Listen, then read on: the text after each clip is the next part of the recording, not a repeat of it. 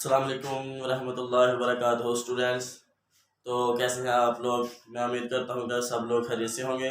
तो स्टूडेंट्स, मैं हूं मौज़ूद बेग और आपको मेरे इस YouTube channel M B mathematics पर वेलकम है। तो स्टूडेंट्स, जिस तरह हमने रियल एनालिसिस 2 का कोर्स शुरू किया हुआ है और उसमें हमने डॉट इंटीग्रल वाला जो था टॉपिक वो कंप्लीट कर लिया था। उसके बाद रिमान इंटीग्रल वाला जो टॉपिक था वो शुरू किया हुआ था। उसमें भी आज हम उसका जो लास्ट टॉपिक है उसको हम डिस्कस करेंगे और वो है इक्विवेलेंस थ्योरम। ठीक है, तो ये थ्योरम क्या कहता है, इसके स्टेटमेंट क्या है कि अगर कोई फंक्शन डरबॉक्स इंटीग्रेबल है तो फिर वो ही फंक्शन जो है वो रिमान इंटीग्रेबल भी होगा। ठीक है, और ये थ्योरम है, ये इफ एंड ओनली इफ की फॉर्म में है। ठीक है, दोनों तरफ से ट्रू होगा, सफिशिएंट भी और कन्वर्स भी। तो इस तरह से अगर कोई फंक्शन है वो रिमान इंटीग्रेबल है तो फिर जो वही फंक्शन जो है वो डरबॉक्स इंटीग्रेबल भी होगा। तो स्टूडेंट्स, इसकी हम स्टेटमेंट लिखते हैं और फिर इसके बाद हम इसका बड़ी आसानी के साथ प्रूफ समझेंगे और करेंगे। ठीक है स्टूडेंट्स, तो इसकी हम स्टेटमेंट लिखते हैं इधर। स्टेटमेंट स्टेटमेंट क्या है थ्योरम की? आ फंक्शन डोमेन है उसकी ए बी क्लोज इंटरवल है, तो कोड डोमेन इसकी आर रियल नंबर इज है डरबॉक्स integrable if and only if it is this function is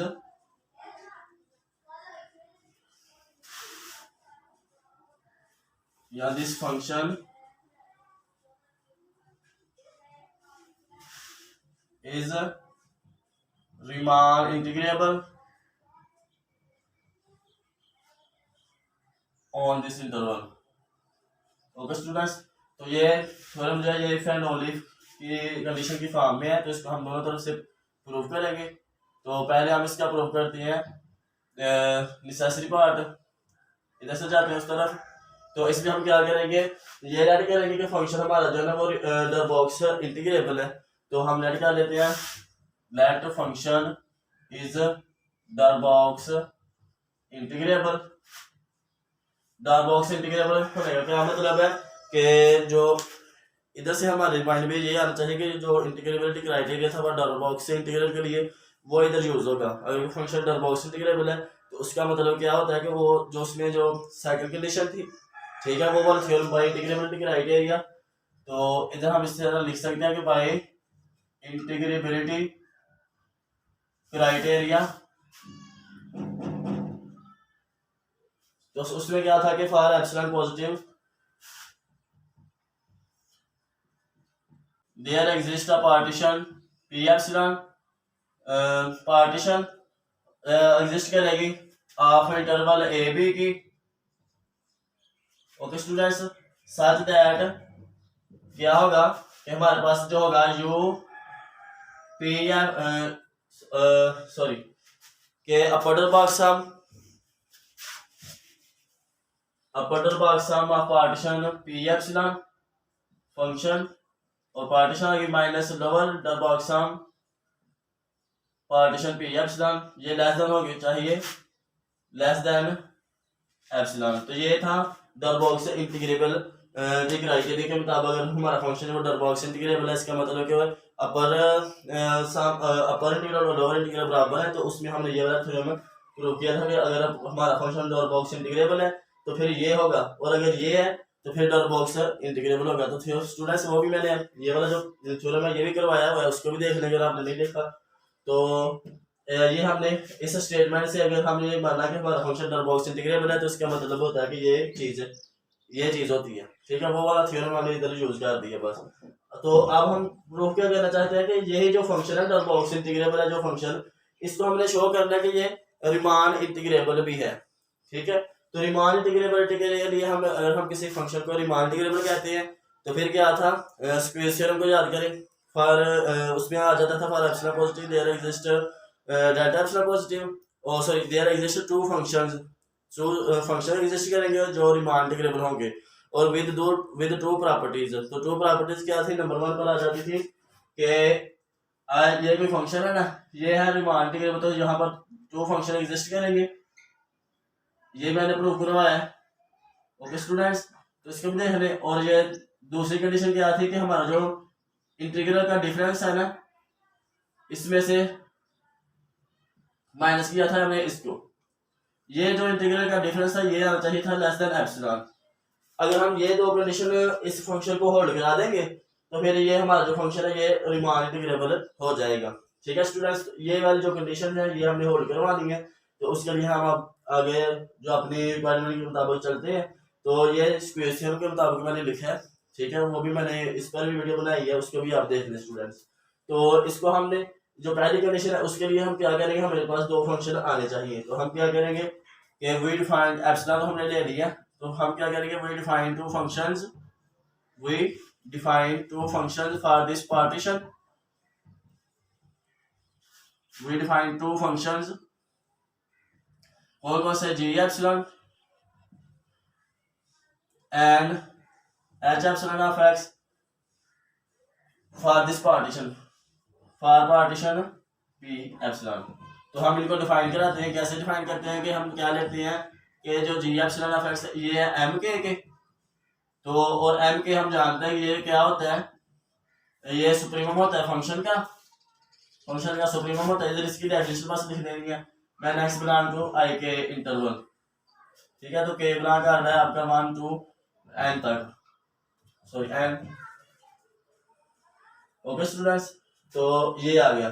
तो इस तरह से हम जो h वाला जो फंक्शन है इसको डिफाइन कर लेते हैं कि ये जो h एप्सिलॉन ऑफ x है ये स्मॉल m के इक्वल है। और स्मॉल m के हम जानते हैं कि ये किसके इक्वल होता है, इन्फिमम होता है फंक्शन का किसी इंटरवल में। तो ये i के इंटरवल आ गया। ओके स्टूडेंट, तो ये क्या है, ये कॉन्स्टेंट कोई नंबर है, ये 10 है और ये कोई डेट का 5 है। ठीक है स्टूडेंट्स, तो इस तरह हमें ये वाले रिक्वायरमेंट के मुताबिक चलना है। तो इधर से हम जो है ना फंक्शन की जो फंक्शन अपर बॉक्स हम लोअर बॉक्स हमसे लेस देन होता है। ठीक है स्टूडेंट्स, तो ये जो होगा फंक्शन वो इन दोनों फंक्शन के दरमियान ही बाउंड होगा, यानी सुप्रीमम और इन्फिमम के दरमियान बाउंड होता है होगा फंक्शन। ठीक है स्टूडेंट्स, तो इधर से हम लिख सकते हैं कि this implies that function F less than होगा सुप्रीमम से, लेस देन इक्वल टू होगा, और ये इधर से लेस देन इक्वल टू होगा इन्फिमम से बड़ा होगा जो उसके बराबर होगा। तो इधर से क्या पता चला कि ये जो हमारा फंक्शन है यानी फंक्शन एफ ऑफ एक्स ये हो गया जी एप्सिलॉन ऑफ एक्स से छोटा और एच एप्सिलॉन ऑफ एक्स से बड़ा। तो इनकी जगह हमने इनकी वैल्यूज रख दी और ये जो फर्स्ट कंडीशन थी ये होल्ड होगी। तो इधर हम कह सकते हैं first condition for Riemann integrable is satisfied. तो हम अब सेकंड कंडीशन को होल्ड करवाना है, उसके लिए हम क्या करेंगे, हमें इनके दोनों फंक्शन के इंटीग्रल चाहिए, फिर उनको हम सब्ट्रैक्ट करेंगे तो ओवर हम लेस देन प्रूव करेंगे जो लेस देन एप्सिलॉन है। तो एप्सिलॉन कोई भी आर्बिट्रेरी नंबर है जो 0 से स्ट्रिक्टली ग्रेटर देन, वो 1 भी हो सकता है 2 भी हो सकता है, तो जितना मर्जी से अब 1 0 से स्ट्रिक्टली लेना है, छोटे से छोटा भी हो सकता है 0 से बड़ा। ठीक है, हम क्या लेते हैं अगर 0.2 भी कह सकते हैं, तो 0 से स्ट्रिक्टली बड़ा होना चाहिए। और ओके स्टूडेंट, तो ये आर्बिट्रेरी है, तो ये फर्स्ट कंडीशन इस तरह होल्ड होगी। ठीक है, इसके स्क्रीनशॉट ले लें। तो इसके बाद आ जाता है स्टूडेंट्स हमारे पास जो सेकंड कंडीशन होल्ड करवानी है। तो ये जो हमने डिफाइन करवाया ना फंक्शन, ये जो फंक्शन जो हमने डिफाइन किया ये स्टेप फंक्शन से। ओके स्टूडेंट, तो स्टेप फंक्शन मैंने बताया कि वो क्या होते हैं। Step function average step function is Riemann integrable. तो स्टेप फंक्शन पर मेरी 5 मिनट की वीडियो है, उसको भी लाजमी देखें। तो हमने ये जो फंक्शन डिफाइन कराए थे ना, g epsilon of x and h epsilon of x are थे step function, are step function. तो स्टेप फंक्शन क्या तो इससे सेकंड कंडीशन के मुताबिक हमने क्या करना है कि सिंस चूंकि स्टेप फंक्शंस जो होते हैं वो रीमान इंटीग्रेबल होते हैं, वो रीमान इंटीग्रेबल होते हैं। सो तो इसके लिए क्या होगा कि इनके जो इंटीग्रल की वैल्यूज आएंगी उनको हम लिखते हैं। तो जी एप्सिलॉन ऑफ एक्स जो होगा वो किसके इक्वल आएगा, इसका इंटीग्रल लेंगे ए टू बी, ये हमारे पास आ जाएगा रीमान इंटीग्रेबल है। तो इसका जो आएगा टैग पार्टीशन, इस पर टैग लगेगा, तो ये आ जाएगा हमारे पास जी एप्सिलॉन ऑफ टी के और डेल्टा के लेंथ आ गई। और चूंकि हमने जो डिफाइन कराया जो since G epsilon of X जो है ये हमारा क्या है, ये सुप्रीमम के बराबर इक्वल हम लेट की है, ठीक है। तो ये कांस्टेंट मैंने कहा था ये tan मान ले, ठीक है। कोई भी आप अगर आपका फंक्शन है ना वो इधर से ये tan है इस तरह, और इसका इन्फिमम जो है ना ये वाला 5 है। तो इसमें आप इस पर आपको जो मर्जी आप ट्रायंगल लगाएंगे ना इस फंक्शन पर, तो इधर ही कोई उसकी वैल्यू आएगी, ठीक है। तो ये कांस्टेंट फंक्शन है, इसके लिए आप जी एप्सिलॉन ऑफ जो एक्स की जगह जो सा मर्जी आप ट्रायंगल लगा लें, टी के लगा लें, तो उसकी वैल्यू भी एम के इक्वल ही आएगी। ओके स्टूडेंट्स, तो इसी हम इधर वैल्यू इस पॉइंट को यूज करते हुए हम इधर से लिख सकते हैं कि एम के आएगा और डेल्टा के आएगा। तो इधर से क्या आया हमारा ये हो गया, उस इधर से हम के को ना वेरी करा देंगे 1 to n, तो ये अपर बॉक्स हम की वैल्यू डिफाइन हो जाएगा, डेफिनेशन आ जाएगी, तो फंक्शन आ गया और ये आ गया partition P epsilon. Okay students, तो इधर से हमारे पास ये और चीज आ गई। तो इस तरह से हमने एच एप्सिलॉन का भी निकालना है, उसका इंटीग्रल निकालेंगे a to b h epsilon of x, तो ये भी कांस्टेंट फंक्शन है। तो इसकी वैल्यू क्या आई थी, इसके लिए हमने क्या इसका रिमान इंटीग्रेबल है, तो इसका जो रिमान सम होगा वो क्या होगा एच एप्सिलॉन ऑफ, इसमें भी हम टी के ऐड करते हैं अगर, तो डेल्टा के इक्वेट कराते हैं 1 to n। ओके स्टूडेंट्स, तो since H epsilon of x ये डिफाइन कराया हमने एम के ये हमारा फंक्शन का एम के है। तो जो सा मर्जी आप डायग्राम आएंगे इस फंक्शन में आप पुट करेंगे एच एप्सिलॉन ऑफ टी के पुट करेंगे, तो वो भी इधर किसी कांस्टेंट फंक्शन है ये 5 के, तो कांस्टेंट की जो कांस्टेंट है तो उस पर फंक्शन सारा कांस्टेंट का जो होता है उस पॉइंट पर जो सा मर्जी आप डायग्राम आएंगे तो वो कांस्टेंट वैल्यू आएगी। तो इसका मतलब ये भी 5 के इक्वल होगा, तो इसका मतलब क्या हो ये एम के इक्वल आ गया ये। इस इधर से हम लिख सकते हैं कि बेशक ये चीज आ गई एम के स्मॉल एम के और डेल्टा के स्टूडेंट्स, तो इधर से हमने 1 to n आ गया, तो ये हमारी होगी एल पी, ये लोअर बॉक्स सम की डेफिनेशन होगी। ओके स्टूडेंट्स, अब हम क्या करेंगे कि अब हम इनका डिफरेंस लेंगे, ठीक है स्टूडेंट्स। तो डिफरेंस लेंगे या इसको माइनस के साथ मल्टीप्लाई करके फिर उन दोनों को ऐड कर लें, तो हम डिफरेंस ले लेते हैं, इन दोनों का डिफरेंस कर लेते हैं। तो इनका डिफरेंस लेते हैं, तो उसमें क्या करेंगे ए टू बी जाएंगे और जी एप्सिलॉन ऑफ एक्स लिखेंगे माइनस ए टू बी के एच एप्सिलॉन ऑफ एक्स आ गया। तो ये किसके इक्वल है, ये किसके लिमिट सेम है दोनों इंटीग्रल की, तो इसको हम कॉमन ले लेते हैं ए टू बी और अंदर ये दोनों फंक्शन आ गए जी एप्सिलॉन ऑफ एक्स और minus H epsilon of x students. तो आप इनकी जो वैल्यूज है वो रख लेते हैं, इधर पुट करते हैं ए टू बी के जी एप्सिलॉन ऑफ एक्स की वैल्यू क्या आई थी, अपर बॉक्स सम आया था, ये वैल्यू आई थी स्टूडेंट्स।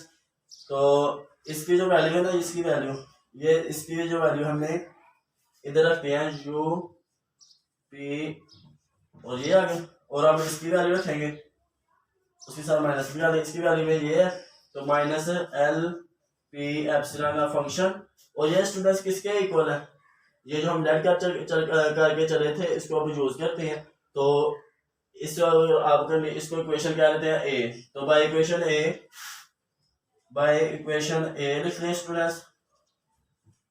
तो वी कैन राइट दिस के जो फंक्शन है ना इंटीग्रल है value of integral of difference of the functions, तो ये आ जाएगा students G epsilon minus H epsilon of X, और ये लेस देन आ गया क्योंकि ये इक्वल आता है 0 से, ये इक्वल सॉरी ये जो है लेस देन आता है एप्सिलॉन से, क्योंकि ये लेस देन एप्सिलॉन, तो ये आ गया less than epsilon students. Okay students, तो इधर हम क्या करते हैं कि ये जो सेकंड कंडीशन थी सेकंड कंडीशन भी होल्ड होगी, second condition satisfied for Riemann integrable, so this function which is a box integrable is also Riemann integrable, ठीक है स्टूडेंट्स। तो इसका आप स्क्रीनशॉट ले लें। तो इसके बाद हम करते हैं इसका जो कन्वर्स वाला पार्ट है, उसमें भी हम यही चीजें उसमें हम पहले ये समझे कि हमने जाना किधर है, और फिर जो हम लेट करके चलेंगे इसको यूज करेंगे, और जो हमने स्टेप फंक्शन डिफाइन कराए हैं इनका यूज करेंगे। तो कन्वर्स पार्ट में क्या होगा कि लेट कर लेंगे फंक्शन इज रीमान इंटीग्रेबल, तो उसमें हमने ये वाली चीज प्रूव करने का रिमान इंटीग्रेबल है तो फिर वो डबल बॉक्स इंटीग्रेबल होगा, तो डबल बॉक्स इंटीग्रेबल के लिए ये वाली कंडीशन होल्ड करानी पड़ेगी। तो स्टूडेंट्स के लिए हम क्या करेंगे,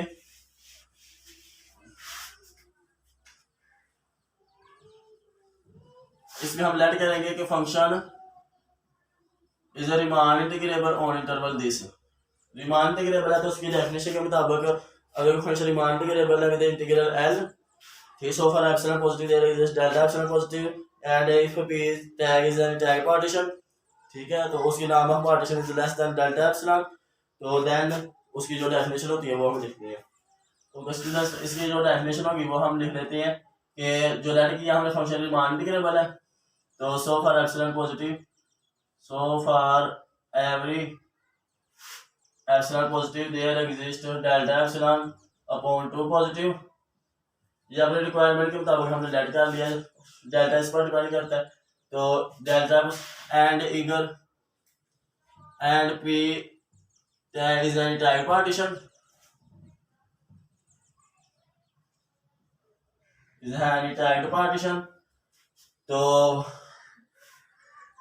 रिमान इंटीग्रेबल विद इंटीग्रल इधर लिख लिया with integral L. Okay students, तो इसकी सच दैट नाम ऑफ पार्टीशन, सच दैट जो ये जो नाम पार्टीशन में डिफाइन किया इसका जो नाम है वो लेस देन है डेल्टा एप्सिलॉन अपॉन 2 से। तो देन फिर क्या होगा कि जो हमारा रिमान सम होगा फंक्शन का माइनस से डिस करेंगे, तो रिमान इंटीग्रेबल की डेफिनेशन के मुताबिक हमने ये लिख लेंगे।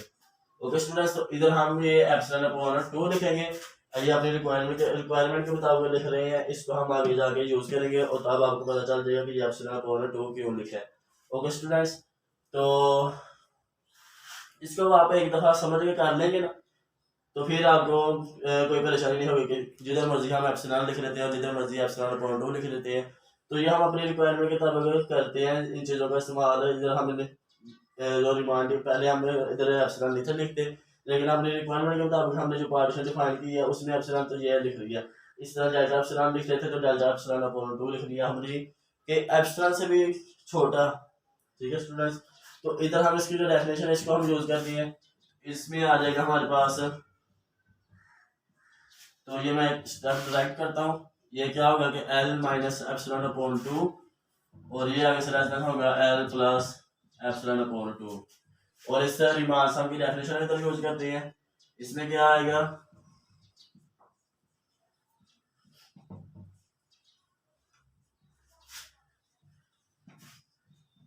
ओके स्टूडेंट्स, तो if we choose the tag of the function, if we choose इधर लिख लेना आपने, if we choose the tag of function f of t k is equal to m k, तो देन फिर क्या होगा, इधर m k आएगा जब, तो डेल्टा k आ गया। ओके स्टूडेंट्स, तो ये किसके इक्वल आ गया, ये l प्लस एप्सिलॉन अपॉन 2, ये l माइनस एप्सिलॉन अपॉन 2। तो स्टूडेंट ये किसकी डेफिनेशन होगी, ये होगी अपर डबल बॉक्स सम की। ये देखें हम इसको मानकर चल रहे हैं, तो उसकी हमने डेफिनेशन उसकी डेफिनेशन को यूज करते हुए हम ये चीजें प्रूव करेंगे कि लेस देन एप्सिलॉन है। ठीक है स्टूडेंट्स, तो ये चीज आ गई।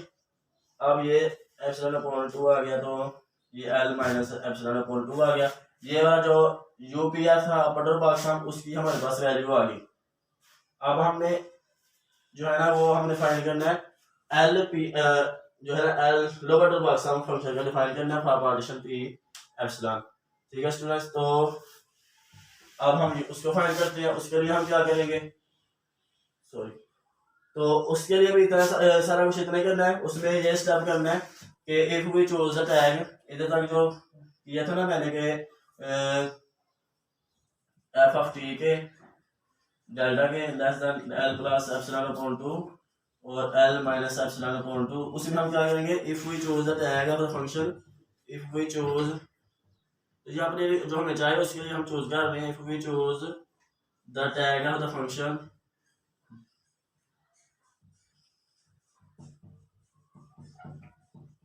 ये इनफिमम मान लेते हैं। ठीक है स्टूडेंट, तो फिर क्या होगा कि इधर आ जाएगा हमारे पास इसकी वैल्यू हम इधर रखते हैं, एम के आ गया डेल्टा के आ गया, तो ये किसकी डेफिनेशन होगी, ये जो हमारे पास आया ना इसको हम इधर लिख लेते हैं, ये वाला जो एक टर्म है इसको हम इधर लिख लेते हैं, L minus epsilon upon 2 less than upper the box sum a partition this less than L plus epsilon upon 2। ठीक है स्टूडेंट, तो ये हम इधर लिख दिया। तो अब हम इसको करते हैं, तो ये आ गया हमारे पास lower the box sum partition this function this minus L plus epsilon upon 2 और L minus epsilon upon 2 this आ गया स्टूडेंट्स। तो अब हम क्या करेंगे, इसके साथ माइनस के साथ मल्टीप्लाई करेंगे, क्योंकि हमें ये वाला पूरी टर्म चाहिए, फिर इनको ऐड कर लेंगे।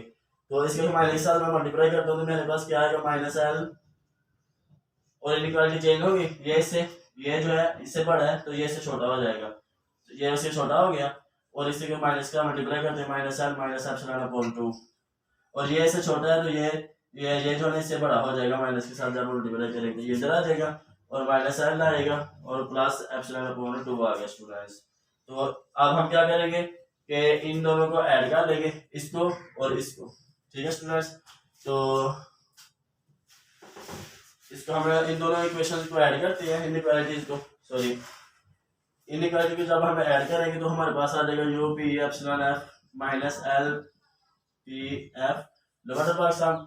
तो इनइक्वालिटीज को भी आपस में, ये था L minus epsilon upon 2 L minus epsilon upon 2, और इधर साइड पर इस साइड पर क्या था minus L minus epsilon upon 2, तो ये मैं काफी दूर लिख दिया इधर, तो इधर क्या आ गया plus epsilon minus epsilon upon 2 आ गया। ठीक है, ये वाली इधर वैल्यू लिखी और ये वाली इधर, इन दोनों को ऐड कर लिया। और इसी तरह से हम क्या करेंगे कि ये जो वैल्यू है ये वाली लिख लें एल प्लस एप्सिलॉन अपॉन 2, और ये वाली आ गई minus L plus epsilon upon 2 आ गई। ओके स्टूडेंट्स, तो अब हमारा अपनी मंजिल के करीब पहुंच गया बिल्कुल। तो ये हमारे इसके साथ एल एल कट गया, तो ये हमारे पास क्या हो गया एप्सिलॉन यू पी एफ आ गया माइनस एल पी एफ आ गया, ये लेस देन आ गया एप्सिलॉन से। तो हम कंसीडर कर लेते हैं ये वाली इनइक्वालिटी को, तो कंसीडर राइट इनइक्वालिटी, तो ये हमारे पास आ गया upper the box sum minus lower the box sum less than epsilon. तो हम अपनी मंजिल तक पहुंच गए स्टूडेंट्स। तो हम कह सकते हैं कि by integrability criteria this function is also general box integrable. ठीक है स्टूडेंट्स, अगर हम इधर एप्सिलॉन अपॉन 2 इधर हम एप्सिलॉन लिखते हैं, तो ये एप्सिलॉन पे एप्सिलॉन 2 एप्सिलॉन आना था, तो हमने जो अपनी रिक्वायरमेंट थी इधर हमें एप्सिलॉन चाहिए था, तो हमने एप्सिलॉन अपॉन 2 यूज किया ताकि हम दोनों को जब ऐड करें इनइक्वालिटीज को और इनके सम को, तो जो इनके डिफरेंस को सॉरी, तो वो हमारे पास आए एप्सिलॉन आए। तो उसके लिए हम ये सारा कुछ चूज किया गया, एप्सिलॉन अपॉन 2 करते हैं, एप्सिलॉन अपॉन 2। तो उसकी आप समझ आ गई होगी, मुझे उम्मीद है कि सबको आसानी तरीके से समझ आ गई होगी। तो स्टूडेंट इस तरह हम इन थ्योरम के प्रूव करते हैं। पहले हम उसका जो डबल बॉक्स इंटीग्रेबल मान के चले थे, उसका क्या मतलब है वो हम इंटीग्रेबिलिटी क्राइटेरिया से जानते हैं। उसका मतलब कि उसका ऑसिलेटरी सम जो होता है वो लेस देन एप्सिलॉन है। इस तरह से अगर फिर अगर उसको हमने रिमांड इंटीग्रेबल प्रूव करना था, तो उसके लिए हमने सीक्वेंस थ्योरम से जानते थे कि अगर कोई फंक्शन रिमांड इंटीग्रेबल है तो फिर उसके जो दो फंक्शन एग्जिस्ट करेंगे फॉर एप्सिलॉन पॉजिटिव, तो वो जो होंगे दो फंक्शन एग्जिस्ट करेंगे वो इन दो प्रॉपर्टीज को सेटिस्फाई करेंगे। तो उसके लिए हम जो फंक्शन डबल बॉक्स इंटीग्रेबल मान के चले थे उसको वो वाली प्रॉपर्टी सेटिस्फाई कराई, और हमने ये कह दिया कि ये जो फंक्शन है by sequence theorem this function is also Riemann integrable. तो स्टूडेंट्स के कन्वर्स पार्ट में हम फंक्शन को रिमांड इंटीग्रेबल मान के चले विद इंटीग्रल एल। तो उसके लिए हमें जो फंक्शन रिमांड इंटीग्रेबल होता है, तो उसके लिए हम उसकी डेफिनेशन को यूज किया कि उसका जो रिमांड सामने से इंटीग्रल की वैल्यू निकाले तो उसका मान ले तो वो लेस देन एप्सिलॉन आता है। ओके स्टूडेंट्स, तो फिर इधर हमने उसकी मॉडुलस की प्रॉपर्टीज के मुताबिक उसको ओपन किया, और फिर हमने उसको टैग जो थे वो हमने चूज किए। ठीक है, अगर हम टैग जो फंक्शन का वो सुप्रीमम मानते हैं तो फिर उधर से अपर डबल सम आ गया, और अगर हमें इन्फीमम मानना उस टैग को तो वो हमारे पास आ गया लोअर डबल सम। ओके स्टूडेंट्स, तो ये आ गया हमारे पास। तो फिर हमने जो है ना अपने रिक्वायरमेंट के मुताबिक कि हमने फंक्शन को डबल बॉक्स इंटीग्रेबल प्रूव करना है। तो उसके लिए हमारे पास जो है अपर double box sum minus lower double box sum less than epsilon आना चाहिए था। तो अपर डबल बॉक्स सम भी आ गया, लोअर डबल बॉक्स सम भी हमारे पास आ गया, लेकिन हमने क्या करना था, माइनस लोअर डबल बॉक्स सम करना था अपर डबल बॉक्स सम से। तो माइनस के साथ मल्टीप्लाई किया और फिर इन दोनों को ऐड कर लिया। तो हमें हमारी काम की जो इनइक्वालिटी थी वो राइट साइड वाली थी, तो उसको हमने कंसिडर करके तो हमने ये कह दिया कि by integrability criteria this function is also Darboux integrable है। तो स्टूडेंट्स इससे पता क्या चला कि अगर हमारा कोई फंक्शन है वो रिमान इंटीग्रेबल है तो फिर वो डबल बॉक्स इंटीग्रेबल भी होगा, और अगर डबल बॉक्स इंटीग्रेबल है तो वो रिमान इंटीग्रेबल भी होगा। तो स्टूडेंट्स इस वीडियो में इतना ही। नेक्स्ट वीडियो तक के लिए अल्लाह हाफिज़, अस्सलाम वालेकुम।